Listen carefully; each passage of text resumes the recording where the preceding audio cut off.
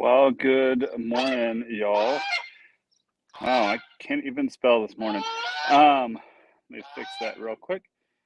Updates. So hopefully you guys are doing well. There we go. Um, things are well here. You can hear Clarence is doing well in the background over there.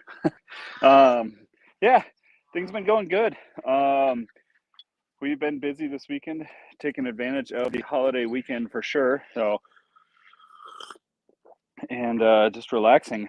Trying to think, man, we've done a lot. We did hatch out eggs again. We started two. We only had six that made it to basically the end that actually were like viable, and so we were able to get one chick. We still have five eggs that looks like they could hatch, but still haven't yet, and those are just hanging out in the incubator for another day or two. In the meantime, we let Fabio, our rooster, out. I'm going to show you that. And so hopefully we can get some more fertilized eggs. I don't know if you can see. Wrong way. And yeah, if we can get some more fertilized eggs, that'd be awesome. So maybe we could try and hatch some more. That'd be really, really useful. So, yeah, because only one chick at a time is not super awesome. So I hope that because I actually tried texting him, basically telling if it's a boy or a girl, and I think it's going to be a he. I didn't do that with the other ones that are now back here, but yeah. So yeah. Oh yeah, we moved the chicks outside. Holy cow! Yeah, so I'll go show you guys that. I also got coffee mugs, so that's pretty fun. That's coming here in a couple weeks, so be watching out for that. Let me put my coffee up here so that the goats don't drink it, because you know they will. They find any way possible to get into any sort of mischief. I don't think they can get up onto the roof of their goat house. So we'll find out though. So yeah, we did find out that the electrical line running out here to our pens is got to shorten it somewhere. So unfortunately, yeah, we had to run an extension cord to power our camera and our electric fence until we trench another line for more electrical. So that was fun because we have seen reports of bobcats in the area. So trying to keep an eye out for those. See if any of the chicks are out. They may not be out right now. They've been hanging out inside quite a bit. I don't blame them. They're new to being outside. Catch them before they get scared. Oh, there they are. Some of them. It's okay, girls and boys. So, anywho, yeah, they're doing really well out here so far. Thankfully, they started to come out of the pen a little bit, and uh-oh,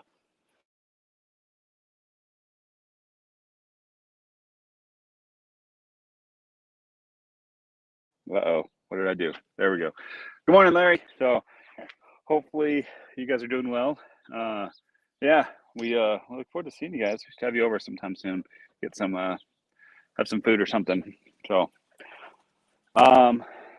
yeah, we built this other fencing area that's inside the chicken coop area. You can see pretty simple little fencing setup, and that is literally just for these chicks. Trying to get out from the sun, but that way it's actually really nice to have a separate area for the chicks, as well as if you have any chickens like we do, like Red, who's inside right now.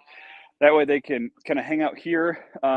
The older hens and everyone can see the chicks, so they can kind of get used to each other, and that way when you introduce them, they have less chance of fighting and having any issues. So this is, I think, the most developed solution that we've had over the course of our chicken stuff over the years. We've tried just little sections of coop, which kind of works. We've tried separate chicken houses, which works, but this should be the best solution. So yeah, they get scared and then they go hang out inside. So unfortunately, let me see if I can grab one. I have my favorite. Oh, honey, stop.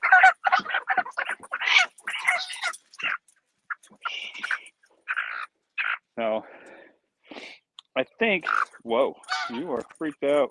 Put those feathers down. All right. Woo! Honey, honey, honey, honey, honey. They do not like this. So this is one of my more favorite colors, just because, I don't know if you can see on his or her back, it's just like this white and brown coloring, and I don't know, it's just like a cool white and brown colored chicken. So I figure it's probably a he. I did not check these when they were young, but I figure it's probably a he because the boys, roosters, tend to be the more beautifully colored ones, just obviously so they can attract, mates and all that stuff. So it's probably a male, unfortunately, but even if he is a rooster, I'm just hoping that he's a nice rooster, because Fabio is not a nice rooster.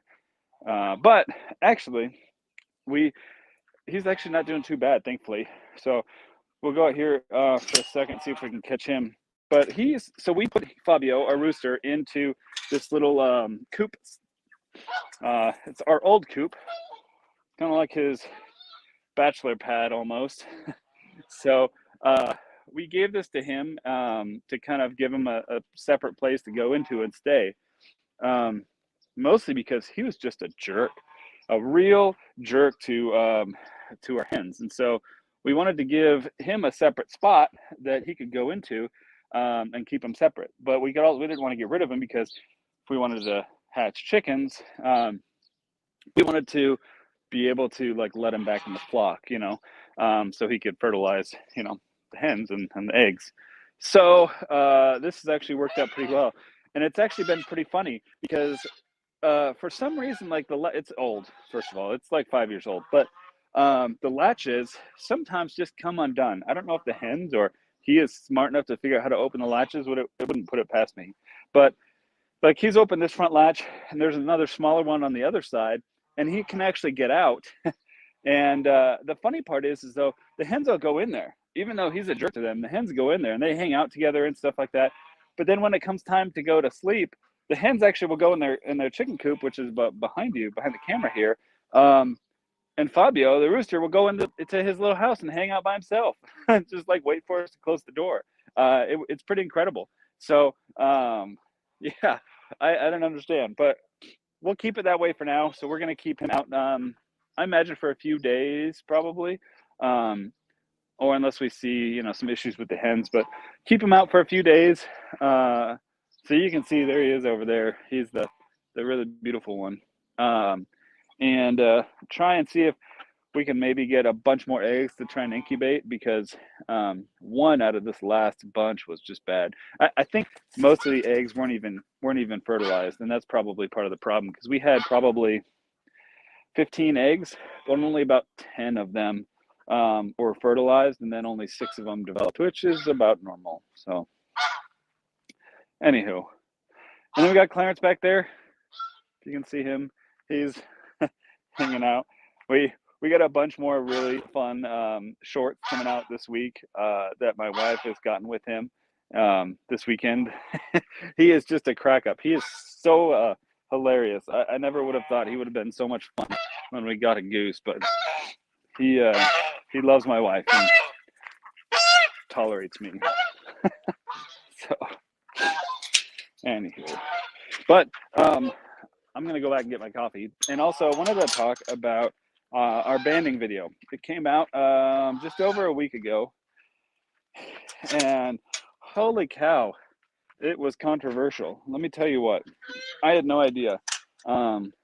So here's the thing: when we got our goats, we talked to the people we got them from, and asked them about banding and how many goats do we really need, and how many bucks do we really need, and all that stuff. And they said, well, I want to get my coffee. You really only need 1 buck. You don't need more than one. It's It's pointless to have more than one. And it can cause issues, and that's, you know, like in the video we talked about. So, you know, we discovered basically the two methods of taking care of it. And literally everybody we talked to, like all of the farmer types, the people who've had goats, the people who don't eat my pants, the people who've had goats and have done it before, all recommend banding. It's the easiest for the goats. It's the safest. It's the cleanest. There's lots of reasons why it's best. So that's what we ended up doing, and it was a real easy process. Now, Mr. T, or Mr. Tumnus, he's doing good. He's hanging in there. No, still no pain, no discomfort or anything now. And his stuff is dried up, so that's good. So, yeah, we're just waiting on it to come out. But when I posted about the banding video in some places, holy cow, controversy got crazy, and I'll tell you about that in a second. Tracy, how old do chickens need to be before you add them to the rest of the chickens? So it depends, and I stop eating my shorts, honeys. I'm probably sure it's, you know, one of those things where you get different opinions from different people. The way that we have done it and the way that works the best for us is we will raise them to about 6 to 8 weeks. You don't have to raise them till that old. Basically in the brood or inside. And that's just, you really only have to raise them till they're fully feathered. But then you bring them outside, and then you kind of get them socially accustomed to the older hens and the rooster by doing something like this, with having them inside a small, you know, pen area where they can see each other. And we'll usually do that for 2 weeks or so, you know, depending on how they're doing and if they have any incidents or whatever. And so in the end, they'll be about 10 weeks old.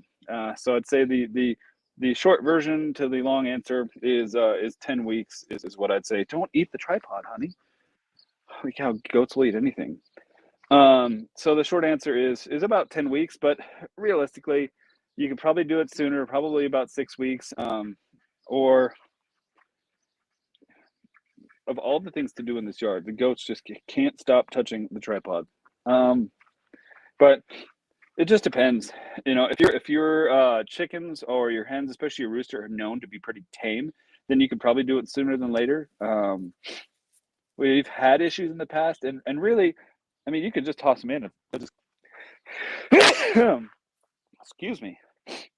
Really, you could just toss them in and say good luck, you know, and they'll probably figure it out. You know, they'll get henpicked, you know, and they'll establish their order and everything, and it'll be fine. But we just like to make it easy since we can. We have the space and we have that extra section now that we just put together. So sorry, that was a really long answer to your short question. But let me know if you wanted more information or a different answer. But it just depends. I would do make sure they're fully feathered inside, bring them outside so they can get socialized with each other but not have contact for at least a week or two, and then you could introduce them together. So, oh, sweet, yeah. What do you know? What kind you're getting? So we have a mix of a Barred Rock, Rhode Island Red, and then some Americana mutts. But we love them all. We really want to get some silkies. We're just afraid of the feathers on their feet getting too dirty and having to clean them out and all that stuff, you know. So that's just our main concern. But we'd love to get some just because they look really cool. So we'll see. So, I don't know if you guys can see this.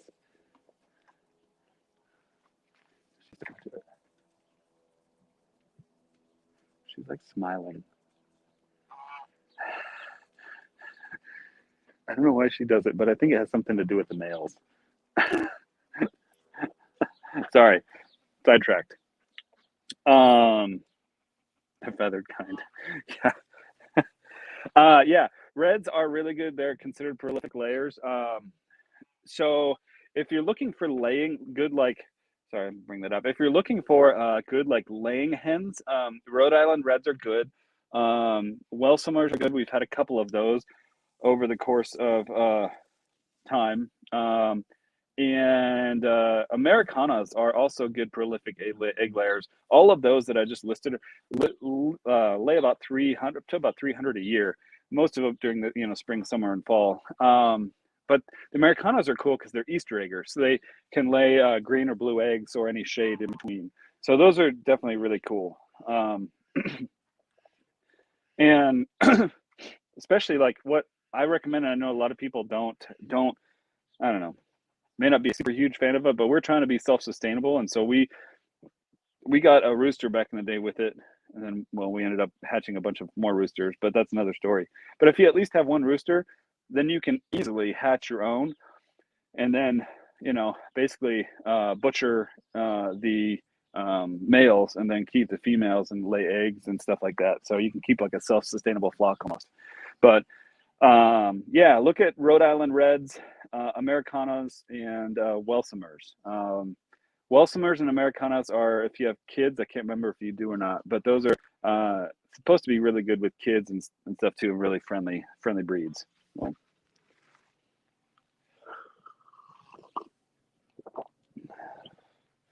I didn't know you had chickens though. I know you have bees, but that's cool. So yeah, I'll get to my bees here in a minute too. But anywho, so we posted back to the goats. We posted the banding video, and they, oh my gosh, people in some of the goat groups that I posted it to on Facebook went absolutely nuts, talking about how that's inhumane and it's painful for the goats, and why would you do that, and how would you like it if you had a rubber band put around your stuff, and like got really upset. Like I really hit a nerve with them or something. I had no idea, and thankfully, like a bunch of people came to my rescue and basically said that unfortunately, a lot of times what happens in these groups is that you get a lot of these people who have like are interested in the goats, for example, but have never actually had goats, and so they don't understand what's best for the goats and what's best for everything. So yeah, they start commenting on these things when they actually have no idea what's going on with them. So anywho, um so our bees, because I know Tracy, you know a lot about bees and everything else like that. We're going to do a video here come out about a month or so about bees, just because I've learned a whole heck of a lot. But they are hanging in there. I've been trying not to open the hive very much because as you know, because I posted in one of the groups, I think Hives for Heroes. I opened it the other day, and they were like super pissed at me for opening the hive. I mean, like they're not moving very fast, anyways. But then as soon as they opened, like the not the cover, but that top layer that has a hole in the middle, I forget what you call it, but they like I had two or three of them that's straight for my mask. They were not happy with me being in there, but I hadn't opened the hive, to be honest, and because I'm a terrible beekeeper, in like a month or so, and so I wanted to make sure that they were fine, and so thankfully they were actually doing a lot better than I thought they were going to be doing. They had plenty of honey, so that was good. Inner cover, yeah, there you go. Of course, that makes way too much sense, but yeah, they thankfully they were doing really well. They were making honey. They had brood. I saw the queen was still in there, so that was good. And then all I did was I refilled their sugar water, and I put in a pollen patty just to help to give them extra food if they wanted it. I've never used them before, so I don't know if that's a taboo thing or not. And you can tell me if that is, but I did it. And I checked it at like a couple days later. They hadn't touched it yet, probably because they hadn't smelled it, and it's still winter. Um, and they're just moving slowly. But yeah, they seem to be doing well.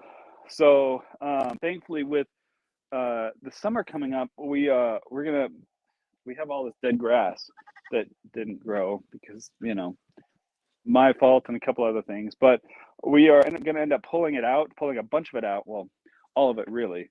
And we're going to plant not only some Bermuda grass because it actually grows here, but a bunch of wildflowers and bushes and all sorts of stuff. And then we also have our fruit trees that are over there kind of near where the bees are. And those are going to as well. Those are going to help. So hopefully we get a lot. VYN? What do you mean VYN?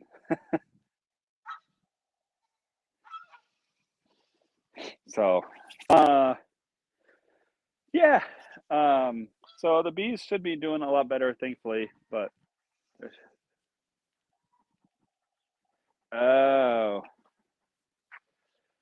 okay. So use dry sugar in the winter. They have a hard time drying sugar water in this winter, and it will spoil. Got it. Okay. So just like put like a pile of sugar, I'm guessing, out there, kind of near the hive, or like in the hive almost. Would that be best? And then maybe save the pollen patty for later, because we really didn't have a whole lot of pollen out here, so that's really why. But you're just thinking maybe put in a pile of sugar, either like next to it, or would it be in the hive, like replace the sugar water feeder just with dry sugar? Oh, I'm not sure, because I mean that makes sense, right? Because they don't move a whole lot in the wintertime.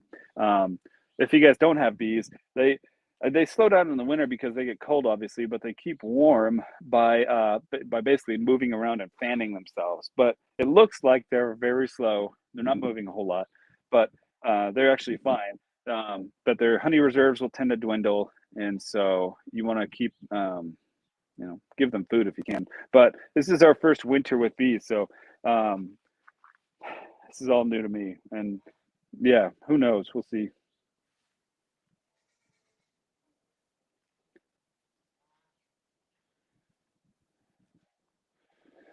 But anywho, um,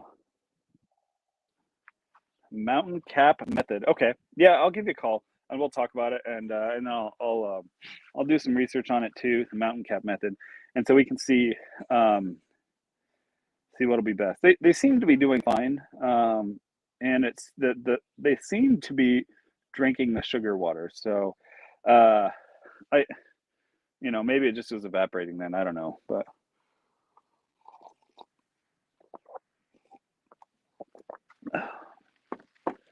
anywho, yeah, that's pretty much all that's going on.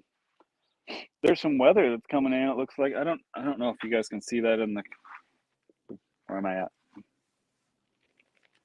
There's some weather coming up. Everything is reversed on the screen, so I apologize. Weather coming up down in here, so there's like a 60% chance of rain today. So I'm pretty excited. Some rain would be really nice here. We could really use it. There's like a 40% chance tomorrow. So yeah, so we're just gonna go out and do some things around the house. The other thing I really got to fix today is the goat feeder for the kids. Problem is, like, it would work if they were normal animals, right? But this thing, holy cow, that moves. Um, this thing, but the kids are crazy and they climb up into it, and they climb on it to eat, as you've probably seen in some of the videos. And so they move it around, they shake it, and then they're not gentle with it, and they definitely like jump down off of it, and so it's kind of falling apart. So we need to fix that. But yeah, other than that, around here we're pretty much set for the week. Day job is coming up tomorrow, so we're gonna take care of that. But well, yeah, we'll have some shorts and with Clarence coming up. So never seen this. Clarence is sitting on the ground. I don't know if I can turn the camera around if they'll notice me, if you can even see over there. So you see him over there? I've never seen him sitting on the ground like that. So he, and the funny part is you can't see it in the camera view, but he's actually tucked his leg up under his wing. So he's not actually like sitting on his legs, which is what I figured they would do. He's just sitting on his stomach, which is awesome. Oh man, Clarence is hilarious. But anywho, so I'll give you a call, Tracy. I appreciate it because I could definitely use the help. I know just enough about bees to be dangerous, but I want to learn more and be prepared for the summer, because we definitely want to get some honey this year, because that'd be really good. But yeah, otherwise, uh, that's pretty much it. We got a video coming up on this coming Friday, about composting, because I guess here in California, I hate the state, but uh, they're requiring you to compost now. So we did a video about composting. So hopefully, because I didn't know anything about it, and not that I'm doing it because the state is forcing me to. We've always wanted to do it, but we figured it was a good time to get started to make a video about it. So we got that coming up. That should be really a good primer for people who are looking to compost. And then the week after that, we're doing a really funny video. It's we're gonna see how it does. It's a first time we were making this kind of video, but we're gonna do a farming meme review. We got a bunch of like chicken memes and like goat memes, and there's some pretty good ones that are pretty entertaining. So so that should be pretty fun. We're looking forward to that. Yeah, but we got a lot coming up with bees and a bee video coming up. Oh man, we got a ton of stuff coming up over the near future. And for those that you made it here to the end, like you've seen or I mentioned earlier, we got coffee mugs that we'll be releasing here shortly that we're really happy with. We're just working through all of the proofing and all that stuff. And then we got some sweatshirts and some t-shirts and that kind of stuff. Sorry, Meriwether keeps like nibbling at my shoes and at my pants. So, which is weird because she never comes up to me. And yet she's right here now. Oh, I was going to try and pick her up. No. She realized it and took off. But anywho, we got a lot coming up, thankfully. And yeah, we got some media coverage coming up too that is pretty exciting that I can't wait to talk about and share on here. But yeah. The goats are hilarious. Aurora just literally started smiling with her. She pulls her lip up and then just peed. I wish I could show you, but by the time I get the camera down there, she's not going to be doing it. So let me see. She's also pooping. So yeah, I'm not going to. Anywho, so that's pretty much it. I'm going to head out here because we're going to go over to the in-laws for a little bit, help them with some technology stuff, fix some phone stuff for them. But anywho, that's pretty much it. If you guys have any questions or aren't watching this live, go ahead and post them in the comments and I will definitely answer them. Otherwise, we'll catch you guys hopefully next weekend and we'll talk about more stuff and maybe a composting video. So thanks guys, and we will catch you later. Maybe.